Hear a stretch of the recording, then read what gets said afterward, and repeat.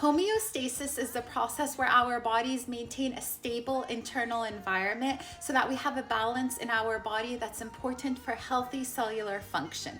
Every cell in our body operates at an optimal pH level, temperature, ion concentration, and fluid balance, which is why it's important to drink water. Homeostasis involves maintaining this temperature, pH, ion concentrations, which are important so we have healthy enzymes, neural communication, and muscle contractions. Our body uses two feedback mechanisms to keep this equilibrium in our cells. Negative feedback loops are like a U-turn. These work to counteract changes from a norm. So for example, when our body temperature rises, mechanisms like sweating and increased blood flow to our skin kick in, cooling our body down. Also, when blood glucose levels go up, insulin is released, helping reduce these levels and restore balance. For positive feedback loops, these loops amplify changes, and a classical example of a positive feedback loop is childbirth, where increased oxytocin levels intensify contractions so that the baby can be delivered.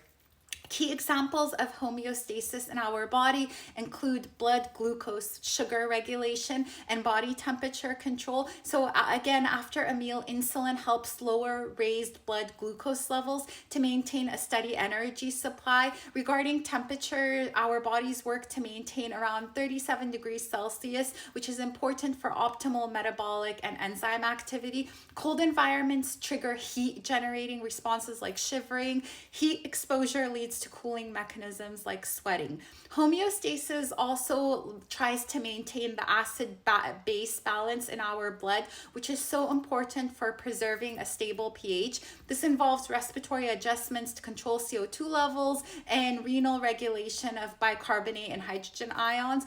The significance of homeostasis is very evident when it's disrupted. Disorders like diabetes, osteoporosis come from imbalances of glucose and calcium homeostasis.